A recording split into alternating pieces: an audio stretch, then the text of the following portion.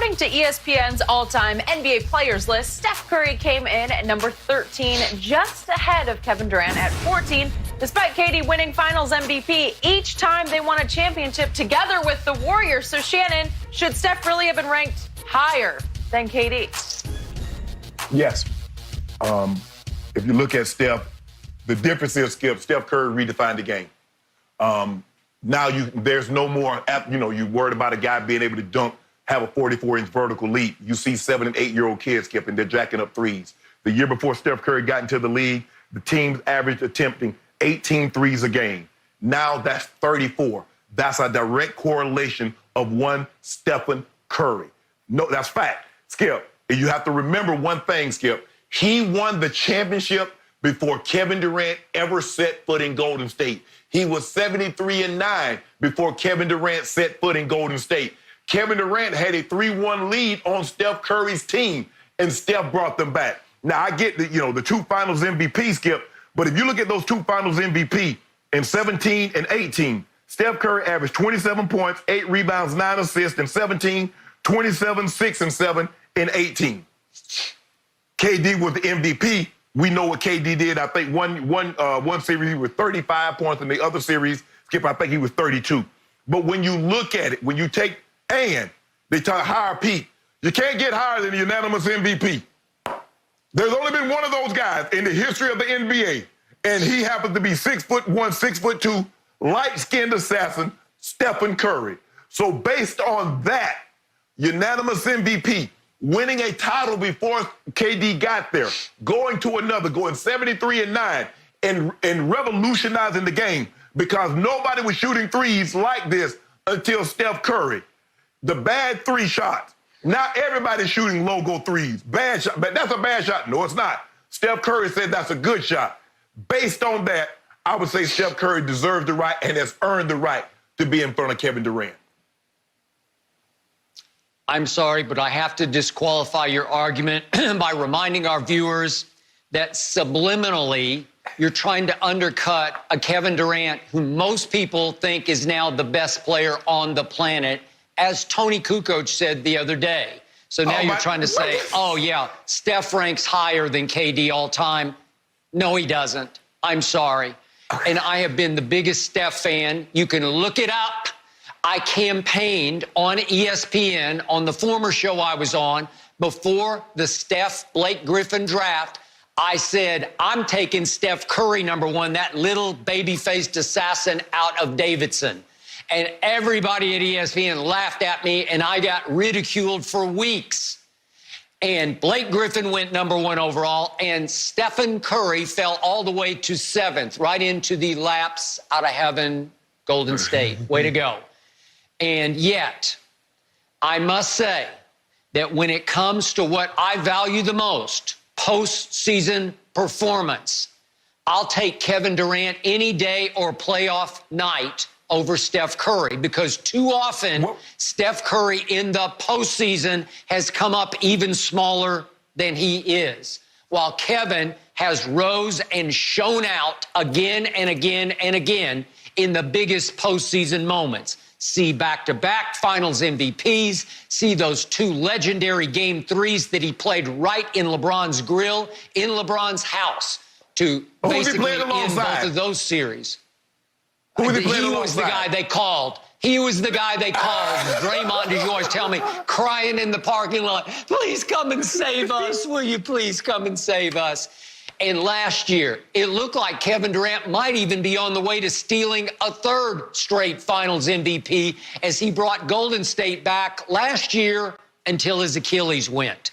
So I'm sorry. When I look back on Steph's career, the worst 3 games of his career were your best 3 games of your career, because it was games 5, 6, and 7 that year that LeBron and company came back, LeBron and Kyrie came back from 3-1 down. Draymond obviously was suspended for Game 5 back at Oakland, but Steph Curry had 3 games to say, I am the man, I'm that guy, I will not let this happen. 2 of those 3 were in his house at Oracle in Oakland.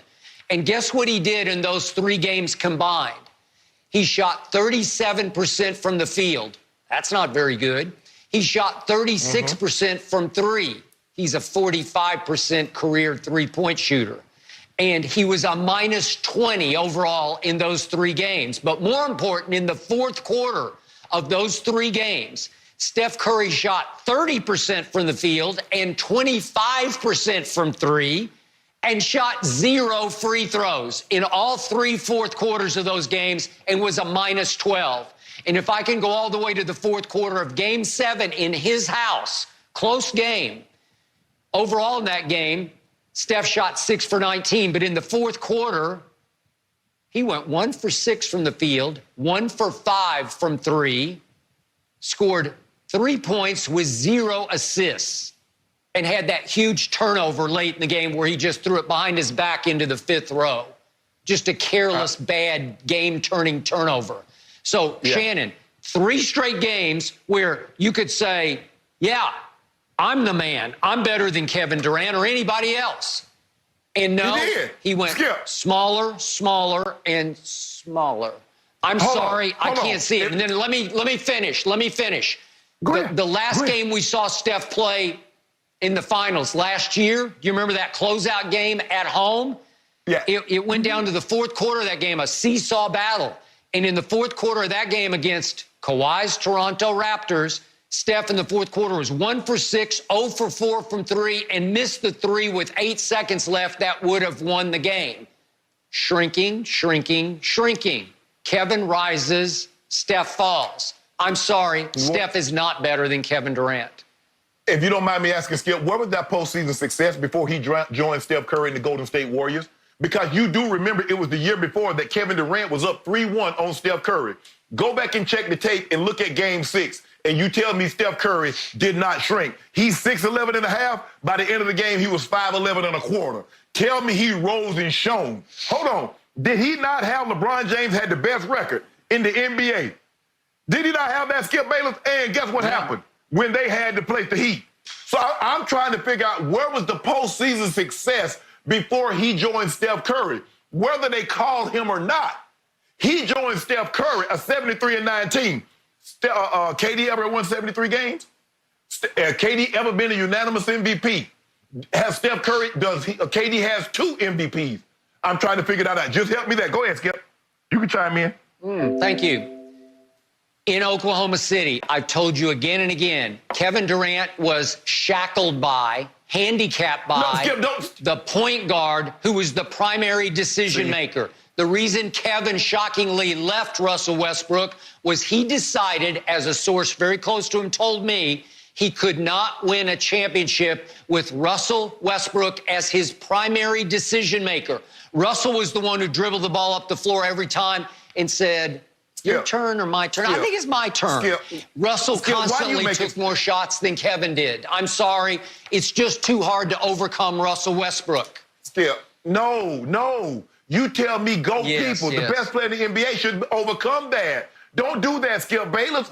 Why do you constantly make excuses for Kevin Durant? KD is great, historically great, but you make excuse after excuse. He couldn't get out. He couldn't get the playoffs. Oh, he rose and shone. Now you blame Russell Westbrook. At some point in time, Russell Westbrook is not the sole reason Kevin Durant had postseason failure in OKC. He was up. They were up 3-1 on a 73-19. It wasn't a problem playing alongside Russ when they were up. It only became a problem when they lost it. Then it became a problem. It wasn't a problem playing beside Russ, getting to the NBA Finals. It was only a problem after he lost. No, Skip, Kevin Durant got to the NBA before Steph Curry. People and teams did not start jacking up threes when KD got to the league. That happened because of Steph Curry. Given that, and given he has one more MVP, and he's a year young, well, he's a year older because he went to college for 3 years, but he has an MVP. He has an MVP. They were 2-1 Steph. He went and won the NBA Finals without KD. It's hard for you to put a guy, Skip, that has more MVPs, has more finals, and he changed the game, Skip. Did he not change the game? Are teams not shooting threes because of Steph? Yes, that's what I'm saying. So if the guy changed the game, how you gonna say the guy that is better than him? You make it seem like they got KD at 43. No, he changed. Steph changed the way they play regular season basketball. He brought the three-point shot into vogue. He made it popular because he shot it better than anybody. That's regular season. You know what I always say? It's all about the playoffs. I want big play Shea in the playoffs. If you'll just give me one big play, I'll take it, Shea Sharp. If you'll give me one big game, I'll take it, Kevin Durant. And wait a second. Steph Curry has how many finals MVPs? How about goose egg? How about none? None. He didn't do it. Iguodala was the MVP of that first finals that they broke through and won, thanks to LeBron shrinking and melting and disappearing. Oh, my God. This is not about LeBron. Skip. He did. If you look at the man, Skip, the man is averaging 27, 7, and 8 over two playoffs, over two finals in which they won. KD was phenomenal. KD deserved. Now, I thought maybe that last finals, maybe Steph was going to get it, Skip, because remember, he went bonkers that last game. I think he had like 38, 39 points. But KD ended up getting a triple-double, and KD won it. Got no problem with that. But because KD has 2 MVPs, and one of them is unanimous, he has a